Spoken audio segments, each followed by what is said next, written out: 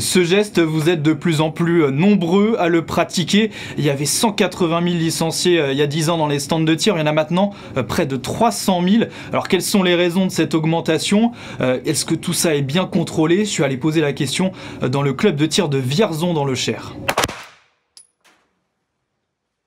Quand j'arrive sur place, je rencontre d'abord Fabrice, c'est un grand gaillard de 46 ans. Lui, il s'avance sur le pas de tir avec un Glock, un pistolet. Il met son casque sur ses oreilles et rentre dans sa bulle. Ça fait 5 ans qu'il a repris le tir sportif. Ça relâche, on va dire. C'est un travail sur soi. Donc, quand on fait ça, on ne fait pas autre chose. On ne pense pas à notre cas de vie de tous les jours et ainsi de suite. Donc, c'est vraiment un lâcher-soi, un lâcher-prise plutôt, et un moyen de se libérer mentalement.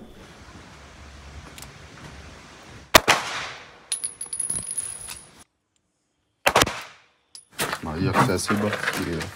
Oh, joli du tout. Vous, c'était lesquels ? Ouais, je pense que ça doit être ceux-là. Je croise aussi dans ce stand de tir des profils totalement différents. Il y a des enfants, il y a aussi Alizée, elle a 26 ans. Elle est enseignante, ça fait 1 mois seulement qu'elle tire ici. Quand on fait des métiers qui peuvent être assez stressants, etc., comme quand on tire, il faut penser à rien parce que sinon on va louper son tir. Logiquement, ça aide à se détendre. Et moi, c'est pour ça que j'apprécie aussi. Elle dit avoir été attirée par la discipline grâce aux Jeux Olympiques. C'est un des facteurs d'augmentation du nombre de licenciés, d'après Hugues Sanger, le président de la Fédération française de tir. Rio 2016, Tokyo 2021, Paris 2024, nous sommes un sport pourvoyeur de médailles. Donc déjà, automatiquement, on parle de nous. Une autre explication de l'augmentation du nombre de licenciés, c'est l'insécurité. Pendant les événements tristes en 2013 jusqu'à 2015, effectivement, là, nous avions un fort nombre, d'abord, des personnes des forces de sécurité intérieure, des gendarmes, des policiers, des militaires aussi, d'accord, qui n'avaient pas la possibilité de s'entraîner autant que ce qu'ils auraient aimé pour manier leur arme en sécurité, se sentir à l'aise aussi pendant le tir administratif qu'ils font. Beaucoup à titre privé venaient chez nous. Des professionnels de la sécurité qui s'entraînent, il y a certains citoyens lambda aussi qui cherchent à s'inscrire dans les stands de tir pour s'armer, pour se défendre. C'est ce que constate Yves Golti, le président de la Chambre syndicale des armuriers. Vous avez une certaine partie de la population qui s'est sentie menacés, on en a tout le temps, surtout après les attentats du Bataclan. Dès qu'il y a du terrorisme, on a des personnes qui veulent s'armer. Mais si certains veulent s'armer en passant par les stands de tir, souvent ils n'y arrivent pas parce que ces motivations sont rejetées. Si on prend l'exemple du club de Vierzon, déjà, dès que j'arrive, le président du club entre mon nom dans le fichier national des personnes interdites d'acquisition et de détention d'armes. C'est obligatoire. Si votre profil ressort dans le fichier interdiction de tirer, le club doit vous signaler directement aux forces de l'ordre. Ensuite, le candidat à une licence est testé, interrogé par les bénévoles tout au long de sa formation.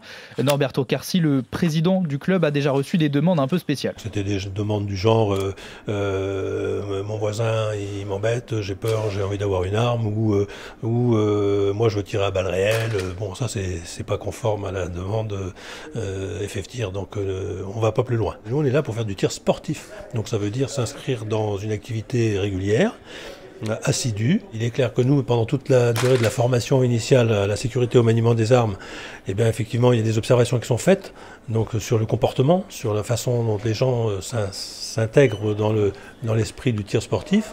Donc il y a quand même beaucoup de garde-fous. Fabrice a un pistolet chez lui, alors il y a des règles, il faut le garder dans un coffre-fort ou dans une mallette avec un code lorsqu'il le transporte, mais lui l'assure, son pistolet c'est pour le sport, jamais il ne l'utiliserait pour se défendre. Pour moi il n'y a aucun intérêt d'avoir une arme pour se défendre.